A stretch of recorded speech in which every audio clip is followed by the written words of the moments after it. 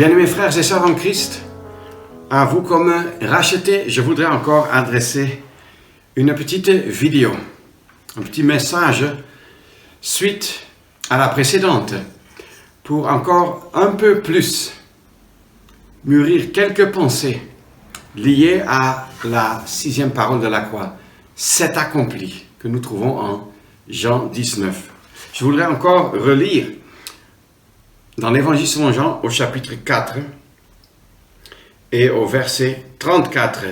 Jésus leur dit: « Ma nourriture est de faire la volonté de celui qui m'a envoyé et d'accomplir son œuvre. » Qu'est-ce que cela contenait? Quel était le contenu de cette volonté de Dieu? Et nous avons déjà vu qu'en Jean 17, le Seigneur, le Fils, dit au Père: « Je t'ai glorifié sur la terre. » Qu'est-ce qu'impliquait l'accomplissement de cette œuvre à la gloire de Dieu exactement? Nous pouvons penser à plusieurs éléments, illustrations, images et ombres, telles que la parole les appelle, du Seigneur et de son œuvre dans l'Ancien Testament. Nous pensons par exemple au grand jour de propitiation en Lévitique 16. Le Seigneur Jésus a accompli cette grande œuvre de la propitiation pour nous, mais d'abord pour la gloire de Dieu. Ce grand jour de propitiation avait plusieurs aspects. Là, il fallait que le souverain sacrificateur entre dans le sanctuaire avec du sang, et ensuite il y avait aspersion du sang sur le propitiatoire, c'est-à-dire sur, si je peux le dire ainsi, le couvercle qui couvrait l'arche de l'Alliance. C'était une confirmation de la gloire et de la magnificence du trône de Dieu et du fait que que les saintes exigences de Dieu ont été entièrement satisfaites. Et en dehors de ce qu'il fallait, une fois l'aspersion du sang sur le propitiatoire, il fallait aussi 7 fois l'aspersion du sang devant, c'est-à-dire sur le sol. Ça, c'était une confirmation pour le peuple de Dieu, pour les rachetés qu'ils étaient, autorisés à paraître devant Dieu, dans toute la valeur du sacrifice. Et nous pensons évidemment au sacrifice parfait de celui qui a donné son sang, c'est-à-dire sa vie précieuse pour nous.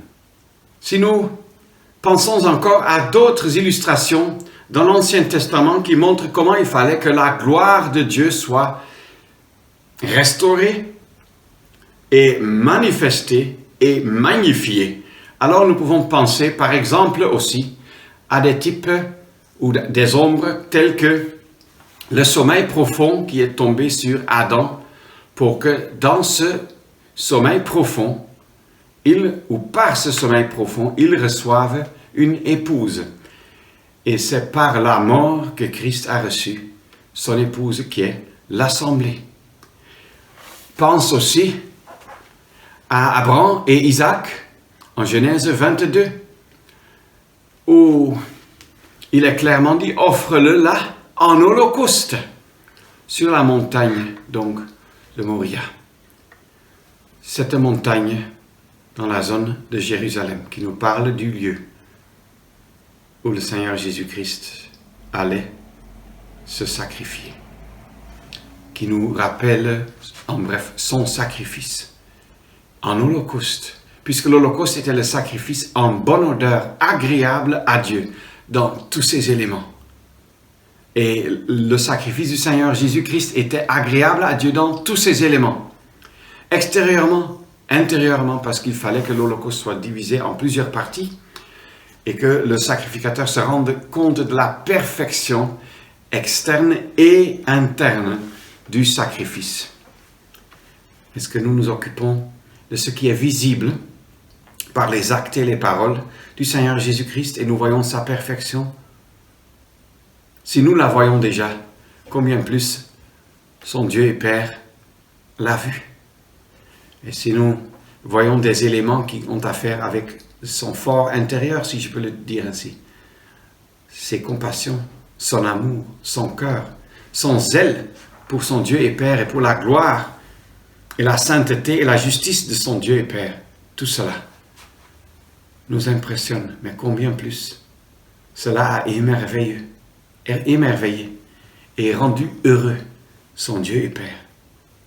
Nous pouvons aussi penser à des psaumes, tel le psaume 22. Mon Dieu, pourquoi m'as-tu abandonné? Mais toi, tu es saint.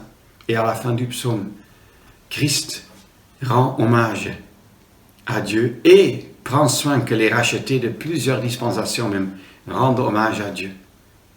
Le psaume 69, ce que je n'ai pas ravi, je l'ai alors rendu. Dans les prophètes, nous lisons Zacharie 13 par exemple, épée, éveille-toi contre mon berger.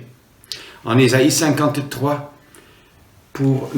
à cause de nos transgressions, il a été meurtri. Tout ce qui était décrit dans les livres de Moïse, concernant par exemple les sacrifices, mais aussi le tabernacle et ses ustensiles, tout cela parle de Christ et de la façon dont il a glorifié Dieu en toutes choses. Je me limite à 2 sacrifices.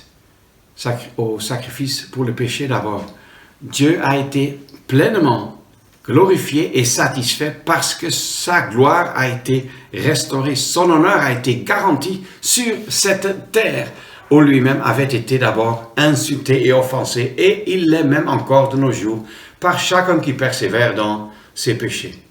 Et il a été pleinement glorifié par celui qui ne connut point le péché, mais qui, pour nous, a été fait péché.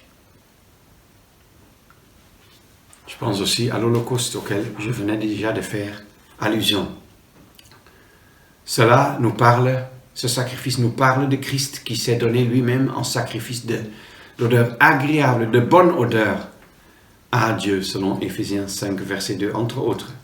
Quelle joie, quelle satisfaction, quel délice pour le cœur du Père que de voir cette obéissance du Fils de son amour, quand il était devenu homme et comme homme, a voulu lui rendre la gloire que vous et moi nous avions ravie à Dieu, quand il s'est entièrement donné pour accomplir la volonté de son Père. Oui, c'est de cela qu'il parle, que c'était sa viande, sa nourriture, son intense désir de faire la volonté de ce Dieu qui l'avait envoyé, et d'accomplir son œuvre, c'est-à-dire l'œuvre de son Dieu et Père. Et ces quelques illustrations dans l'Ancien Testament nous parlent d'aspects variés de cette œuvre que Christ a accomplie sur la croix. L'agneau de Dieu, le Christ expire sur la croix. Mais dans la honte, nous voyons sa gloire briller, notamment en ce qu'il a cherché, rien que la gloire de son Dieu et Père. Et là-dedans était inclus la recherche aussi de notre salut éternel, de notre rédemption éternelle. Ne lui rendrions-nous pas hommage, louange et adoration, maintenant et à jamais? Il est éternellement digne de le recevoir.